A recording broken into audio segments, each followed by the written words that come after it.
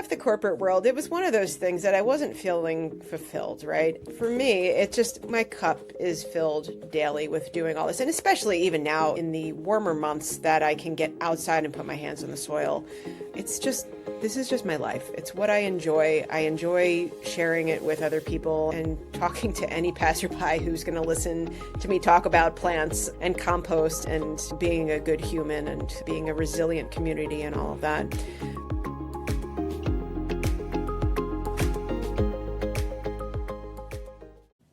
Hey everyone, it's Anthony. Welcome to Bucks Co Living, the podcast that tells the stories of Bucks County, the people, the businesses, the charities, everything that makes our community so great.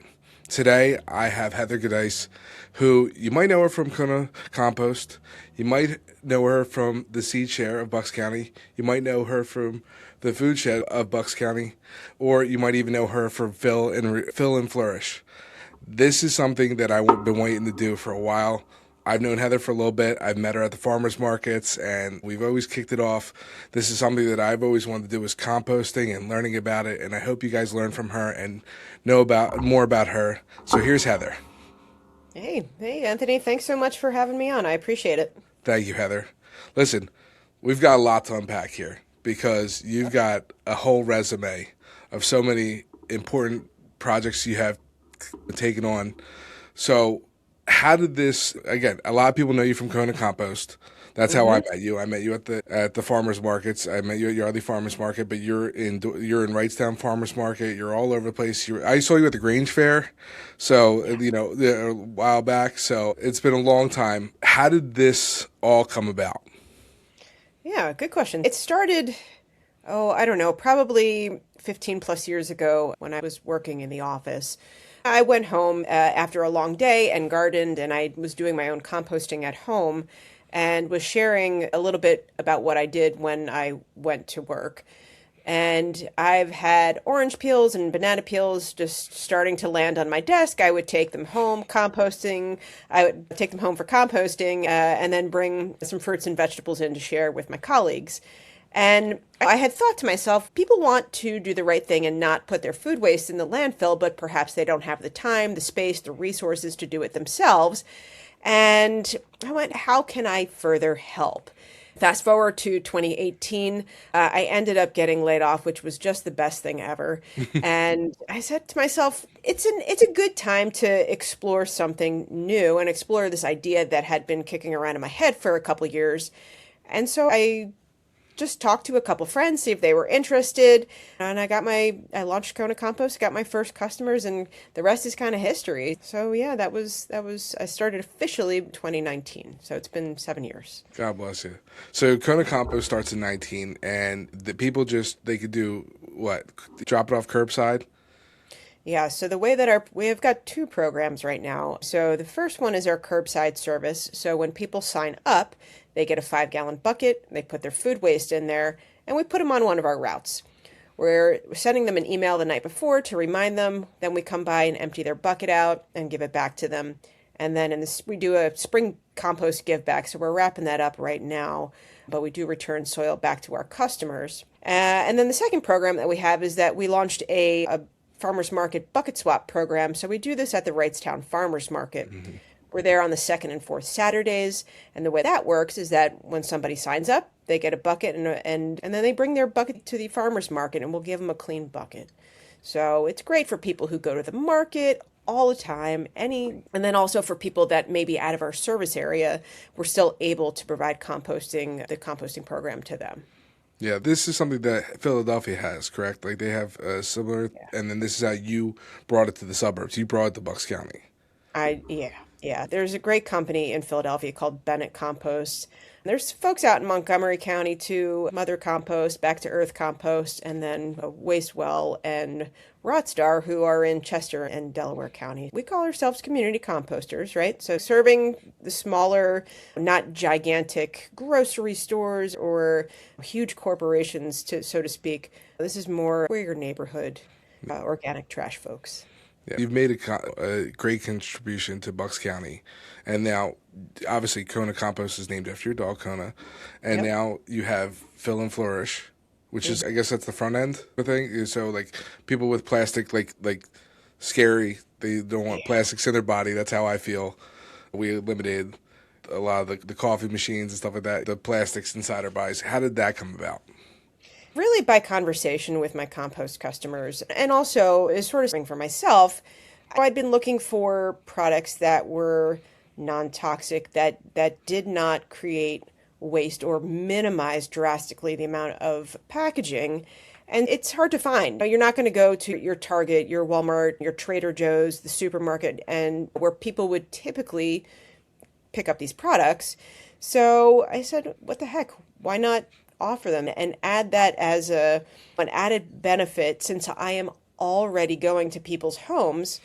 How else can I help? How else can I cut down on shipping? And so people are able to order products directly through Kona Compost if they're on our compost route, right? If they're already a compost customer, they just go into the shop and then it gets delivered on their compost pickup day. It's just a great way to get non-toxic, clean products to customers. And then they'll leave me their jars for refilling. So let's just say you needed dish soap. You would just order that up and we would drop that off to you. We also do it at the farmers markets as well. So for Wrightstown, you order ahead and we'll have your products ready for you at the market. And Yardley, we're able to offer them right there so you can come and pick them up. It was just another way to layer in some more sustainable options for community members. I think that's becoming the trend now, especially with prices and everything going up and all that stuff. Doing the travel, but you're also giving them a service that they don't have to come to you. They don't have to go to the different shops and stores, and they can have everything delivered to your door without the hazardous byproducts. When it comes to composting, though, yes, you take out a lot of the dirty work. Where's the composting all done? Is it all off-site? Is it in your backyard? What's going on? So when I started, I was testing this idea, right? I wasn't sure if it was going to work. So I did a bunch of composting in my backyard, about 12,000 pounds worth. Wow. And so it worked. And I said, okay, this needs to go elsewhere. I ended up moving off to a farm and did composting there, but it grew too much for me just with a pitchfork to turn the piles. It grew to be a little bit too much. So now I have a couple of partners that I work with that help me process the waste. There's some that can go directly to animals, which is terrific. So I'll feed a giant flock of chickens and ducks, wasted brewery waste. And then others will go off to a processing partner that helps us with that portion of the business. Yeah. Now, when doing the compost and getting a new client, you teach them what can and what cannot be done. With the banana peels, you can't. If it's not supposed to be in the landfill, it's more sustainable in the compost. So you teach them at the same time, correct? They don't just Yeah, we provide guidelines on what can go in, right? And for folks that are brand new to us, it's quite helpful. So what I tell people is that if it grows, it goes in the bin, meaning which it can be your fruits and vegetables, but it could also be a piece of cake if you didn't eat it all, or your plate scrapings, right? So cookies and candy and all that can also be composted. So anything that you're going to eat and consume is good to go in the bin. Do you teach children in the classes? Yeah, they're so fun. That's the next generation that we've got to bring up to speed on the importance of treating our planet with care and stewardship. So yeah, I do. I love teaching kids. Sometimes I'll read them a story. There's a great composting book called Compost Stew.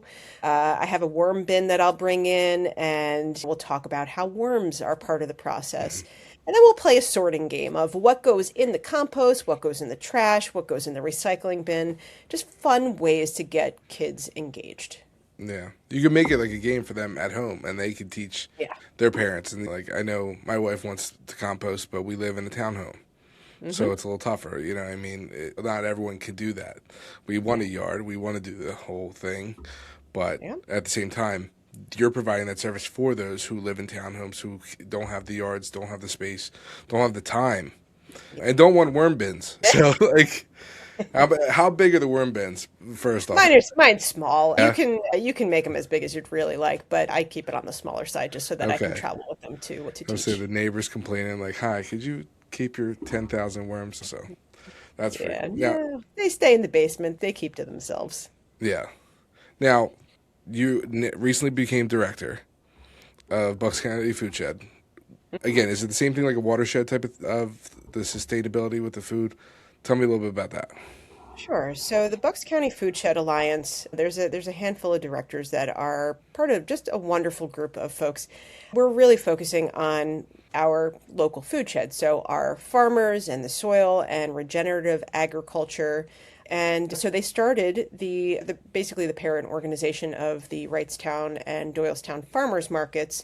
They provide small farm grants for farmers. So if you needed, I don't know, help with your irrigation system or a piece of equipment or something along those lines, you're able to apply and receive a grant potentially. They do a lot of events. This is our 20th anniversary this year. And check the calendar out because there's a ton of things going on. But we do farm tours, and so we're highlighting a bunch of different farms all over Bucks. We do it every year, but this one especially, we're doing a handful more. They're happening on Wednesdays in the evening and then on Sundays in the morning. And we're going to hang out with our farmers, learn a little bit more about their process. What are they growing? How are they going about it? We recently did an event in partnership with Delaware Valley University, and we had Anne Biclay, an author, come and talk about soil. Last year, we invited Dr. Doug Tallamy to come to talk about native plants.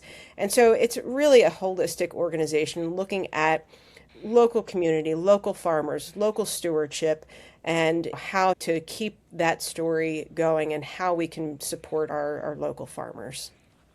Now, Doug, I think he was with Penn State, correct? He's actually with the University of Oh, Delaware. I'm so sorry. Okay, Yeah, yeah. so he's head of I believe, the entomology department down there. Yeah, so if you get a chance to read his books, he's just a fascinating I person. did. I was reading about it, and I was reading about a bunch of it, and I went down the whole. I guess you say rabbit hole, but it's a wormhole. Of you could use that. The dad jokes keep coming, but of the sustainability, I didn't realize native plants were such an important factor to Bucks County and to our habitat. Do you see that more often than not? That again, obviously you have the seed share as well. So, and you're pushing the native plants. Is that a concern, or is it something that just people aren't aware of? Because I wasn't aware of it. Then again, I went down the wormhole of reading about how our native plants and how Bucks County has that such unique blend that we need Yeah. to sustain. Yeah, what people don't realize, right? So I'm a huge native plant person. I've put in, I don't know, probably 1,000, 2,000 native plants on my half acre alone and still going. So native plants they're one of the keystones of our ecosystem.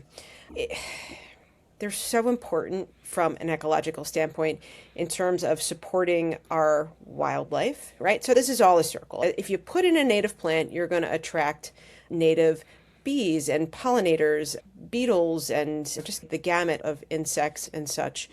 And they're supporting their circle of life, which supports our circle of life.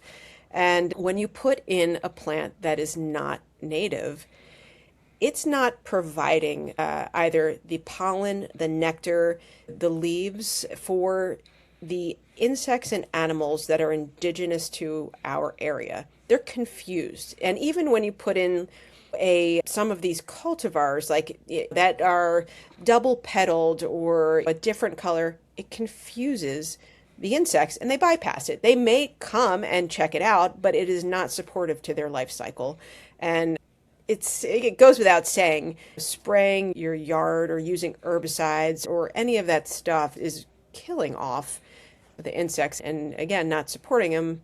But then you're also taking the space that could have been for a native plant. It's a connected web, and we're part of it. So I encourage people to begin to add these plants to your property because they belong here. It's what Pennsylvania is used to, and so we should make sure that we're restoring that. And I think Bowman's Hill Wildflower Preserve does a terrific job in teaching and offering opportunities to see how these plants are supposed to grow, what their ecosystem is, and how that all plays into our daily lives. Yeah, I was blown away. Again, when you said skip over, you don't realize, you always think bees are dumb or the pollinator. Yeah, exactly. And again, I watched Secret Life of Bees, but learning about it a little bit more, the impact of native plants to our way of life, and not only just obviously the insects, but also other wildlife as well. And again, this whole ecosystem, you never think of that yourself in this small ecosystem like this until, again, you jump down that wormhole and you start clicking on little articles and stuff, and you're like, holy crap. It was very eye-opening to me. And again, then I learned about the seed share in Southampton Free Library, and that's pretty cool. And you have to trade, was it pollinated seeds, correct? Is that what it is? So Yeah, so the seed share, I believe we're in our fifth or sixth year. I started with my friend Jean Kuhn. And so we started it over at the Morrisville Free Library, and then we expanded about 2 years later after that to the Southampton Free Library. And so we offer open pollinated seeds free of charge to community members. So the way that it works is that you would go and visit the drawers. You can take up to 4 packs of seeds per visit. If you're able to share them back to the seed share, great. And if not, that's okay too. We offer winter sowing kits in the wintertime, and then we offer seed starting kits in the springtime. And it's a variety of things. So native plants, we have a really nice selection of those, but we also have vegetables, herbs, annuals, and some other perennials available for people to enjoy. I think with everything going on with the economy, and again, we're not trying to get political in here, but like food scarcity and it is going to start becoming real. And sustainability is going to be harder and harder out of reach. So I feel people that will, again, with summer coming and stuff like that, more people will need to learn how to have vegetables, have fruit, and have food, because those healthy foods are going to be out of touch. And then again, people won't be eating as healthy. It's cheaper to eat $1 hamburger from McDonald's than spend that. And I think you're offsetting that with the seed shares. And I thought it was very interesting because, again, I want my kids to learn this stuff. I miss having a garden. I want a garden so bad. I grew up having a garden, tomatoes and stuff like that. I know that's typical of Italian to have tomato stuff, but at the same time, it was definitely very interesting learning that what fruits and vegetables were native to Bucks County, and the insects and everything that's going on. Now, when I go through all this, and again, I was just exhausted reading about all this. You're living this. How do you juggle all this? You've got Kona, you've got Fill Flourish, you're a director, you're also doing seed share, summer, winter, and going to every week you're going to a farmer's market, right? So Just about, yeah. How do you sleep? I sleep well. Yeah, do you? Good. Conscience-wise, probably, right? Your conscience is clear. Yeah. When I left the corporate world, it was one of those things that I wasn't feeling fulfilled, right? For me, my cup is filled daily with doing all this. And especially even now in the warmer months that I can get outside and put my hands in the soil. This is just my life. It's what I enjoy. I enjoy sharing it with other people and talking to any passerby who's going to listen to me talk about plants and compost and being a good human and being a resilient community and all of that. Some days it's a lot, right? Because while I'm doing all this, I still have to do the accounting and business and social media and all of that sometimes at 10 o'clock at night. And that's just how it goes. Kona doesn't help out? She's good for a snuggle every now and again, Yeah, that's about it. She doesn't pitch in? No. She's a good passenger sometimes in the van. Yeah. But yeah, some days it's a lot, but I don't think I would trade it for anything else. And especially during this kind of strange time that we're living in, right? It's a little bit of a weird world. And I think that these things that I'm doing are meaningful. And I hope to serve as an example for other people to do that, or to be more community focused and turn to your neighbor and see how you could help or partner on a couple things. Life is meant to be shared. I think that's an important thing to keep in mind. But that all being said, I do sleep pretty good at night. My days are pretty full. Do you have mushroom coffee? Is that one of the? Have you tried those yet?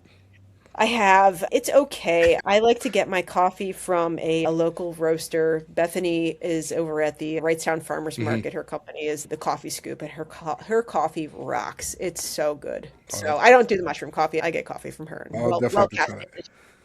Next time I go to the Wrightstown one, I'll definitely grab that. Yeah, highly recommend. You switch from corporate world. What did you always grow up? You grew up in Plymouth Meeting, right? I had lived in the Conshohocken area for quite some time. I'm a Jersey girl. But I think I've earned my Pennsylvania card by now. I haven't lived in Jersey for quite a long time, but We embraced you. We get to claim you now. That's how it works. And when you're doing good, we claim you, and you're doing great. If you don't do good, that's a different story. But kick you back to Jersey. yes, we'll get back to the podcast in just a second. But I just want to tell you about what I do. I've been a licensed realtor in Bucks County for the past 20 years. I serve Bucks County, Montgomery County, Philadelphia, New Jersey, all over the place. And I also have helped out hundreds of families buy, sell, and invest in real estate. So if that's something that you're interested in doing, don't hesitate to call me. Reach out, DM me, whatever you need to do, and let's start working together. All right? Now, we'll be back to the podcast. What did you see that in Bucks County that made you, and I hate to say the phrase, put down roots. Like, I know that's cheesy, but what made you, other than it wasn't just a half-acre lot, you know? I mean, there was more to it than that made you say, okay, I'm leaving the corporate world. I can do this around here. This area will support me. What made that little light switch say, okay, this is where I belong. This is where I can make an impact for the local community? Yeah, so we moved here in 2016. As I mentioned, we were in Montgomery County. My wife was commuting to New York for her job from the King of Prussia Conshohocken area, and it was too much. That commute sucked. And I grew up when I was saying I lived in Jersey, I lived just across the river. I graduated from Notre Dame. And so I was familiar with the river towns, and Yardley just felt quaint and lovely and community focused and not too big. And we enjoyed the farms as we got off of 95 and really enjoyed Lake Afton and how beautiful that setting is. And the neighborhood that we live in now has huge trees and the streets are wide and we can walk to town, and it felt cozy. And we went, yep, we can live here. This feels good. And the community can support you too. You can support that. It's a symbiosis. I feel like nowadays, and especially Bucks County, composting, that it's not like a dirty word anymore. You know what I mean? You're not looked at as like a hippie and a freak, or, you know what I mean? It's more accepted, and I think it's a growing of generation and growing of knowledge and of what, and again, going down the wormhole, learning about all this and how interesting it is and how sustainability can happen. And I guess, was that why you chose to open up Fill and Flourish? Did you go both ends? So like, hey, no good option. What? There was just no good options. And if I'm looking for something and I don't see that it's available, and I go, I'll just do it. I'm not going to wait for somebody else to come around. It's nice if they do, but I know that this is the direction that society and the world need to go in, right? It's whatever we're doing now and what we've done prior doesn't work. Yeah. And we are the only animal that lives on this planet that produces garbage that's not biodegradable, like truly biodegradable. And I feel like civilizations prior, or the indigenous folks, thought more how they are a part of the earth rather than being the apex of everything and going, I'm the top of the food chain here and this is how it's done and I don't care about anything else. I knew that something had to change. And I may not have put that together at the time, but I knew something felt right about it, and that I was just going to continue down that road and go forward to see where it leads. So here we are, and I feel like I've made some pretty decent decisions with regards to that. So we'll see. 100%. You definitely have. What is one thing that you do regret buying or have to get? What's your guilty purchase when it comes to plastics and stuff like that? Like, I know that's a tough question, but like. So I have to order some things in sometimes, sure. And sometimes there's a little bit of waste. But I found ways to mitigate that, where if I've ordered something and it's come in, there's shipping material, I have somebody that has an Etsy shop or does a lot of shipping on Facebook Marketplace, so she'll reuse it. Oh, that's good. So I save any packing material that I'm not going to use for my own deliveries. I will save small boxes. I save the plastics, the shipping pillows, all of that she repurposes. So it does get a second chance, and hopefully that continues down the chain there. So yeah, I feel bad when I have to order things in knowing that it's got the shipping material and then some sort of carbon tag next to it to say, like, somebody had to drive this to my house. Hmm. But again, you try to shop and support local where you can and know that if you're going to purchase something, try to make a good choice where you can.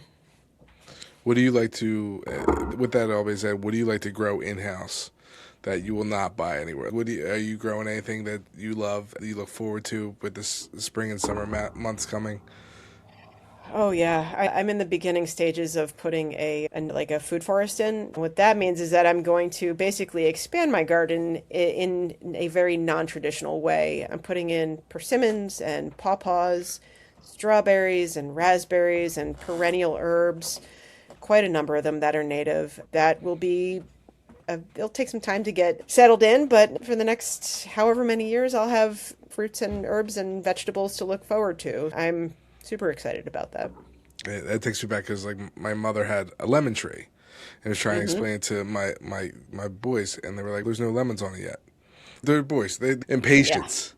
But learning about this, and we actually were talking about this to them. Hey, we can grow our own food. We can grow this. This is why we eat local, or like I said, you've seen us running around the farmers markets and trying to buy as much local as possible.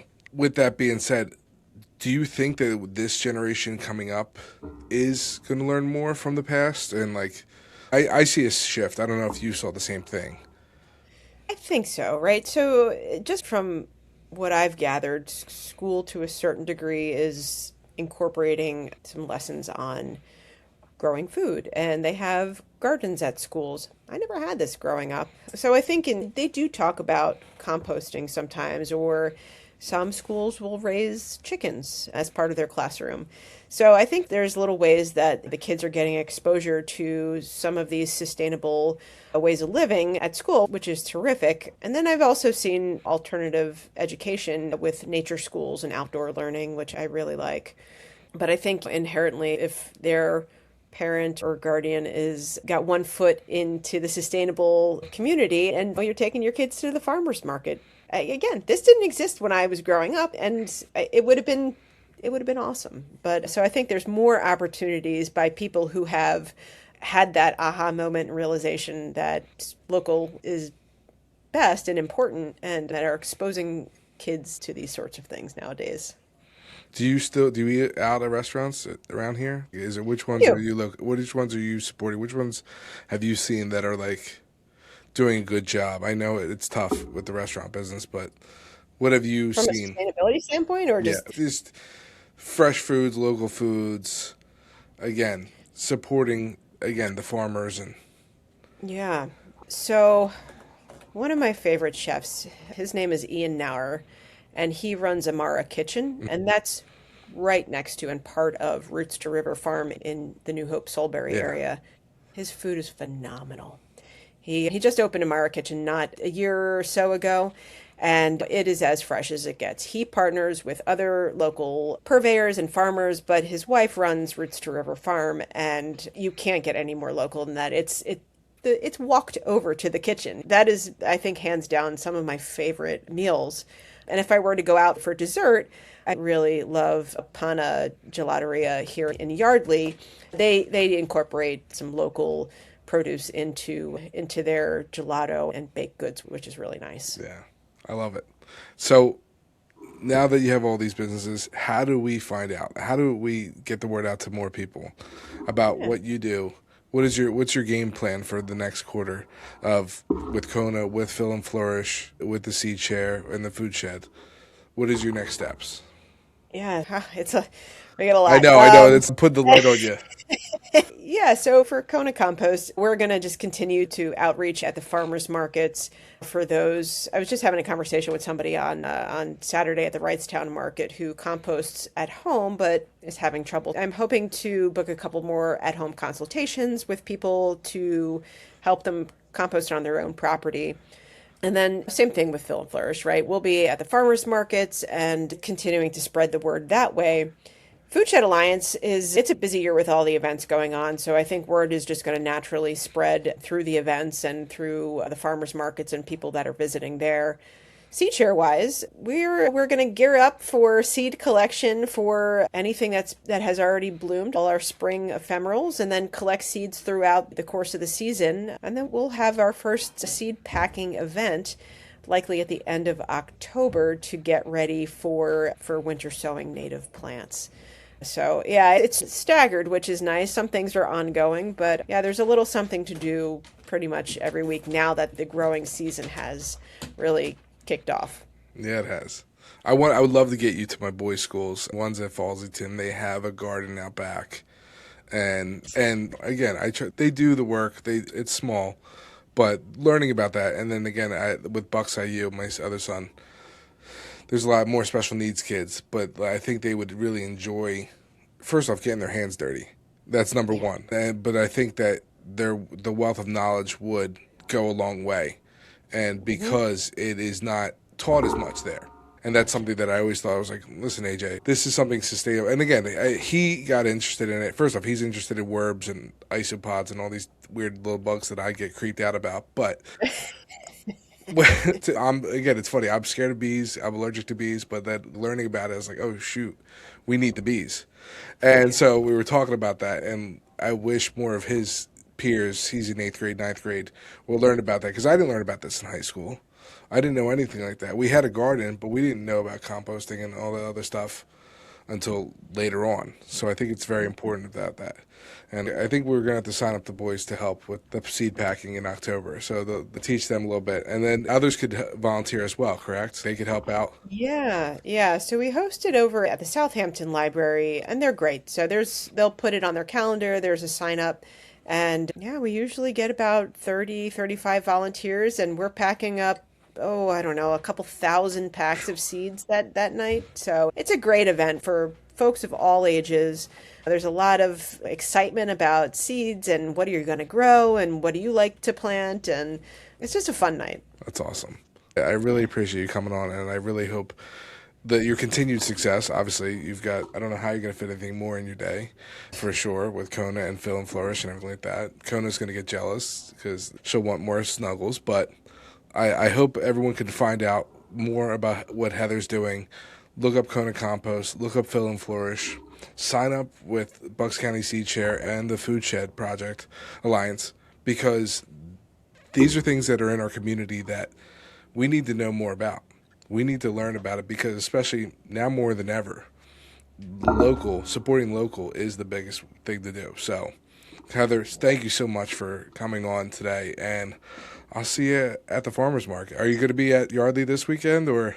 I will be at Yardley this weekend. Yep. I'll see you there on Saturday, and I can't wait. Thank you so much. Cool. Thank you so much for having me. I appreciate it. All right. Again, Heather from Kona Compost, guys. And if you want to see more of our podcasts, go to Bucks Co Living on either Spotify, Apple, all those different podcast places. Thanks again. Thanks for joining the podcast today. If you want to hear more, click the link below and check out our other episodes.